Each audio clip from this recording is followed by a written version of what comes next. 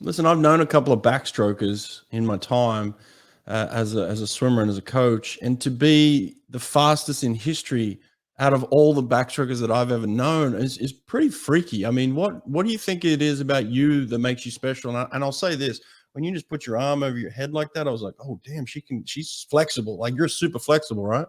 Yeah, I'm very hypermobile. Like my elbows just bend and do all sorts of things. It's something that I've learnt to use to my advantage. And there's a lot of girls that also I race have this, I don't know, secret little talent, I guess. But yeah, I do start my catch behind my head. Damn. It is Wow. overreaching, but um, it's something that I've worked on and it's worked for me now.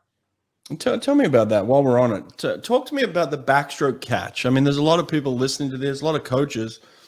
How do you explain the backstroke catch and kind of just talk me through what you're doing in that moment?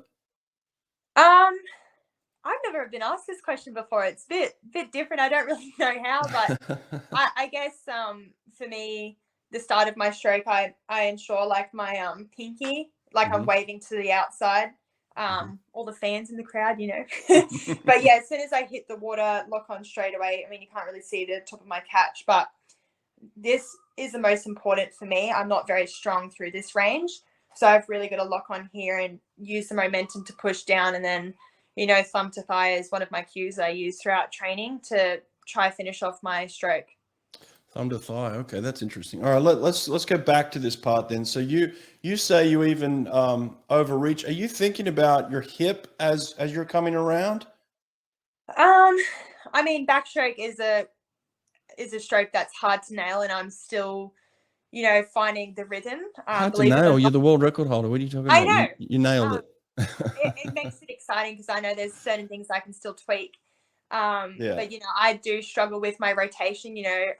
Sitting on the physio table, they're like, "How do you swim fast? Your rotation's shocking." Mm. Um, but again, like I can get extra range from my hips. So I guess it's just tailored to my body and my flexibility. Right. Yeah, absolutely. But you are saying that when your hand is up here in this top position, you're trying to get onto the water straight away. Like you're holding and catching Yeah. water immediately, right? Yeah. I mean, I've watched a lot of athletes and, I've done a few swim clinics with my sister as well. And you notice the younger guys, they don't quite have the strength here yet. So Hmm. they're waiting to start their stroke here, whether they could gain an extra, millisecond by starting it a bit closer.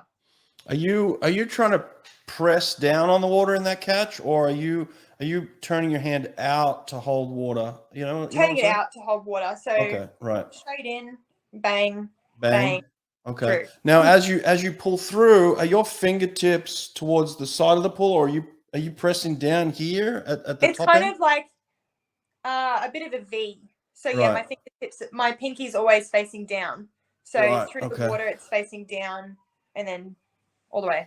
You are super flexible. I can just see it every time you do it. I'm like, damn, she gets in this like crazy catch, but it's like, but you've got flexibility. So you're catching onto the water, you're holding it, and then you talked about something about pinky to what was it? Or thumb to Thumb thumb to to thigh, thigh.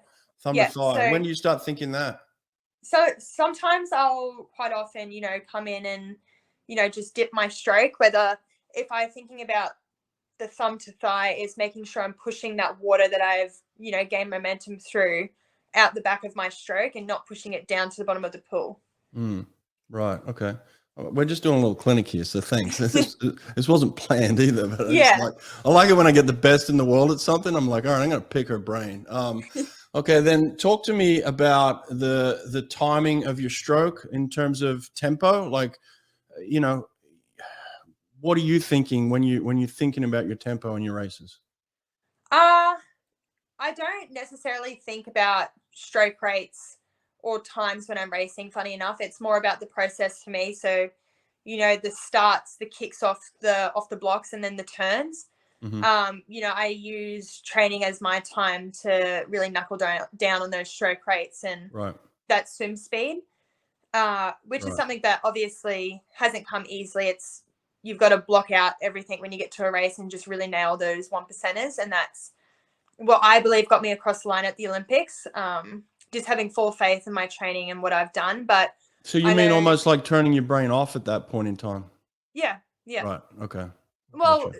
more so my body physically knows what it has to do. Right. It's just mentally, I've got to put myself in that situation now. And mentally, when I'm saying that, I mean, take myself back to training and know what I've done and the work that I've done.